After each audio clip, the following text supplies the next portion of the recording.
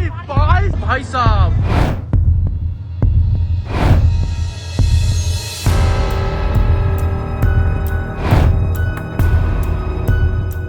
Iran ने अपने supreme leader और कई बड़े कमांडर को खो दिया है।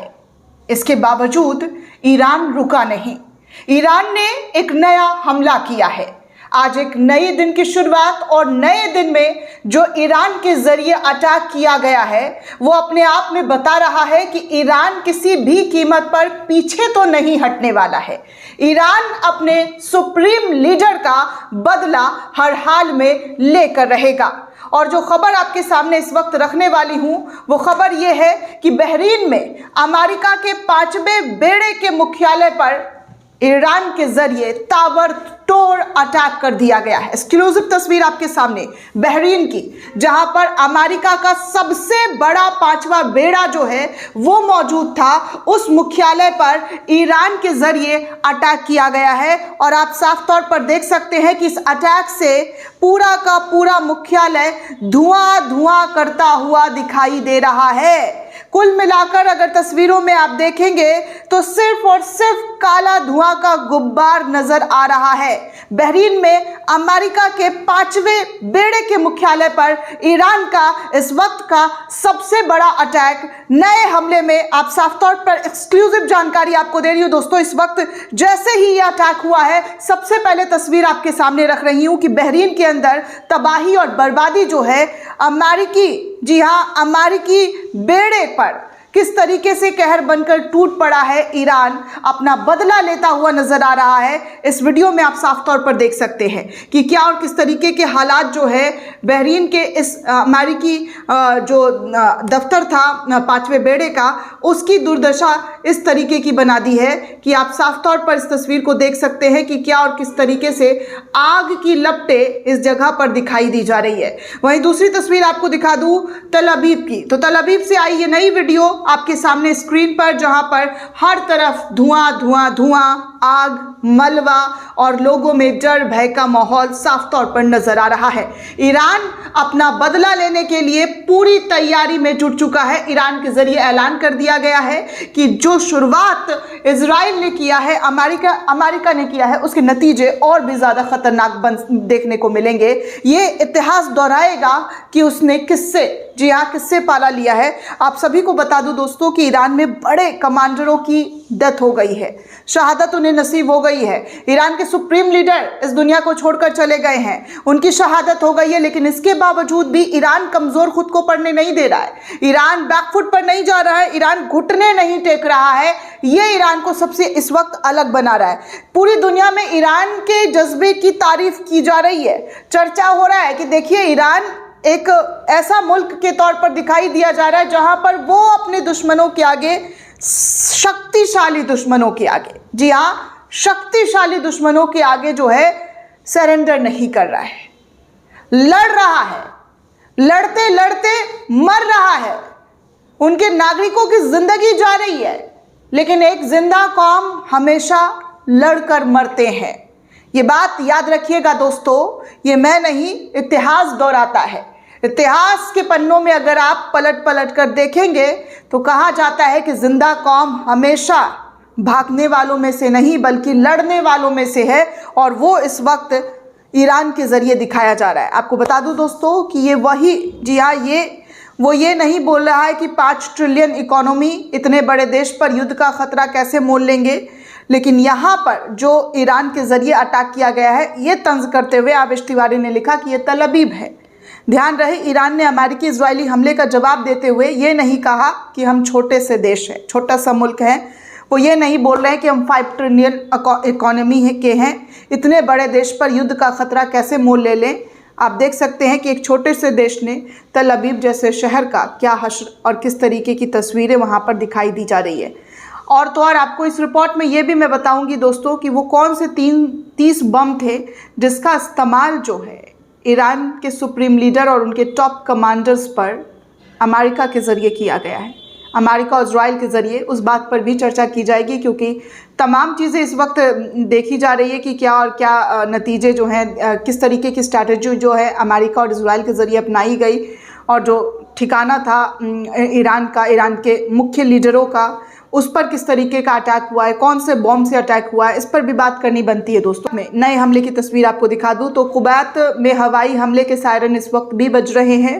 ईरान खामनेई की हत्या के जवाब में जवाबी हमला लगातार जारी रखा हुआ है। अल जजीरा की रिपोर्ट कह रही है कि ये इस वक्त कुवैत के अंदर जो है बड़े, जी हाँ, बड़े मिसाइल दागे जा रहे हैं, जिसको इंटरसेप्ट भी किया जा रहा है, लेकिन कुछ मिसाइल ज़मीनों पर भी गिरती हुई काली गुब्बार की तरह नज़र आ रही है, धुंधु करते हुए नज़र आ रही है। इन तस्वीरों में साफ तौर पर देख सकते हैं।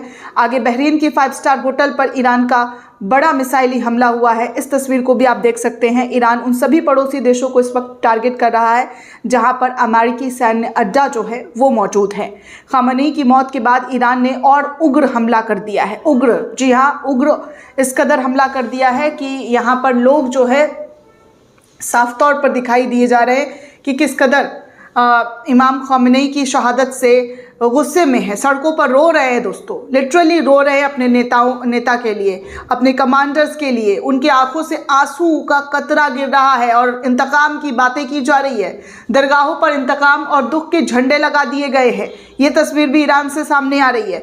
आगे देखिए, आपको बता दूं कि ईरान में एक प्रेस टीवी जो सर्वोच्च नेता खामनेई की शहादत की घोषणा कर रहा है और एंकर वहाँ पर जो है वो किस तरीके से रो पड़ी है।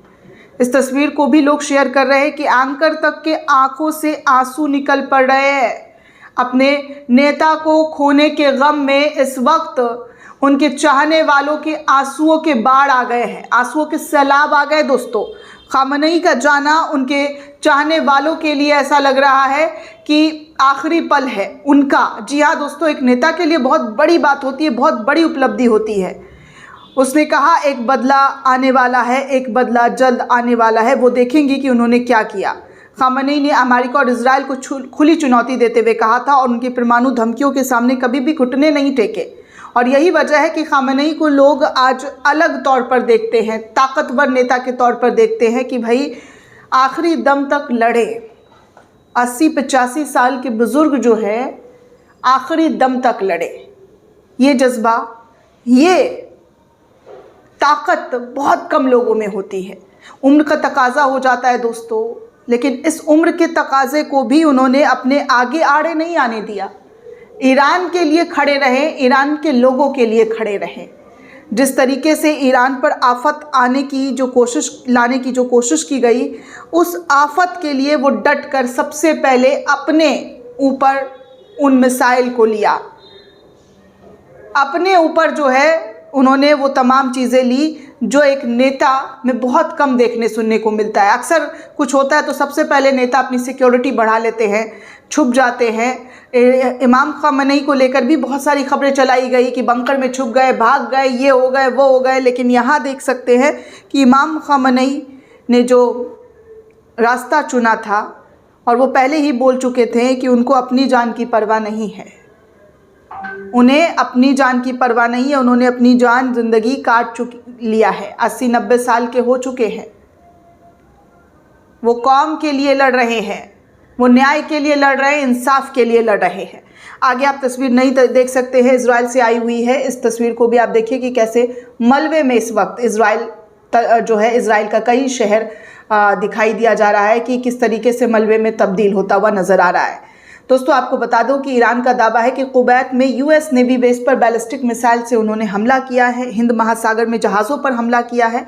कई अमेरिकी सैनिकों के मारे जाने की रिपोर्ट मैं आपको बता चुकी हूं। ईरान के पूर्व हमले की चेतावनी के बाद भी ट्रंप ने कहा है कि अमेरिकी ऐसी ताकत से जवाब देगा जो पहले कभी नहीं देखी गई है। सुप्रीम लीडर खामनेई की मौत के कुछ घंटे बाद ईरान ने अमेरिका और इजराइल के ठिकानों पर ताबड़तोड़ अटैक किए हैं। दुबई और दोहा में धमाकों की आवाज़ देखी गई है, जो आप तस्वीर देख चुके हैं। बीबीसी की रिपोर्ट के मुताबिक ईरान ने कहा है कि एक temporary leadership council supreme leader Ayatollah Ali Khamenei की मौत के बाद बदलाव को मैनेज करेगी। Council president Masoud Pezeshkian, judiciary के हेड पावरफुल गार्डियन काउंसिल के एक जियोस्ट शामिल हो गए हैं। ईरान के संविधान के तहत लीडरशिप एक्सपर्ट की असेंबली में जल्द से जल्द खामनेई का वारिस अपॉइंट करने का भी काम सौंप दिया गया है। और ख़बर तो ये भी आ रही है कि खामनेई के बेटे को अगला वारिस जो है वो चुना जाएगा।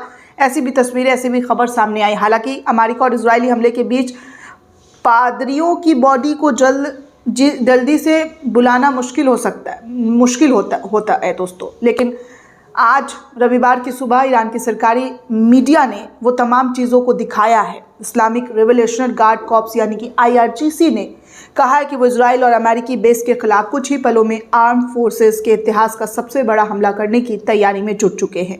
ईरान के सरकारी मीडिया ने इस बात की भी पुष्टि की है कि इस्लामिक रिपब्लिकन के खिलाफ US इजरायली हमलों में supreme leader Ayatollah Ali Khamenei अपने ऑफिस में मारे गए हैं। ईरान ने यह भी पुष्टि की है कि US प्रेसिडेंट डोनाल्ड ट्रंप के खामेनी की मौत की घोषणा के कुछ ही घंटे के बाद जो है ये जानकारी आई। सरकारी मीडिया ने इस बात की पुष्टि की है। खामेनी की मौत के बाद ईरान में 40 दिन के शोक का घोषणा कर दिया गया है। और आपको ये भी बता दूं कि भारतीय नागरिक उड्डयन मंत्रालय ने एक बयान जारी करते हुए ईरान हमले के बाद मध्य पूर्व में तैनात के बाद शनिवार को 410 फ्लाइट्स को कैंसिल कर दी है। रविवार को भी दिक्कतें जारी रहेंगी। उम्मीद है कि 444 और फ्लाइट्स कैंसिल हो सकते हैं। इस तनाव के बढ़ने के बाद मिडिल ईस्ट में एयर ट्रैफिक पर बहुत बुरा असर पड़ रहा है। एयर इंडिया और इंडिगो समेत इंडियन एयरलाइंस ने मिडिल ईस्ट की जगहों के लिए सभी फ्लाइट सस्पेंड करने का ऐलान कर दिया है। इजराइल और US के मिलिट्री हमलों में ईरान के supreme leader Ayatollah Ali Khamenei की बेटी और पोते की मौत की भी खबर सामने आई है। न्यूज़ एजेंसी रॉयटर्स ने ईरान के सरकारी मीडिया के हवाले से ये रिपोर्ट दी है। तमाम जानकारियां आपके सामने एक एक करके रख चुकी हूं दोस्तों। जाते जाते आपको ये भी बता दूं कि वो 30 बम जो थे जो इजराइल और अमेरिका ने खामेनी के घर पर गिराए थे, वो इजराइल और अमेरिका ने जो इस हमले में इस्तेमाल किया था वो GBU-28 लेज़र गाइडेड पेंट्रेट बम का इस्तेमाल जो है वो किया गया था। कुल 30 बम जो है इमाम खामेनी के ठिकाने पर गिराया गया था। एक विमान इतने बम नहीं ले जा सकता, इसीलिए 15 से 20 F-15 लड़ाकू विमान ने मिलकर ये हमला किया था। आपको बता दूं कि ये 2268 किलो का शक्तिशाली बंकर बस्टर बम है जो 20 से 30 फीट कंक्रीट भेद सकता है। और इस तरीके से इमाम खामेनी और उनके तमाम टॉप लीडरों पर अमेरिका और इजराइल के ज़रिए अटैक किया गया। दोस्तों ये पूरी रिपोर्ट आपको कैसी लगी हमें कमेंट करके ज़रूर बताइएगा। साथ ही साथ चैनल को ज़्यादा से ज़्यादा लाइक, शेयर और सब्सक्राइब करना बिल्कुल भी ना भूलें। जय हिंद, जय भारत।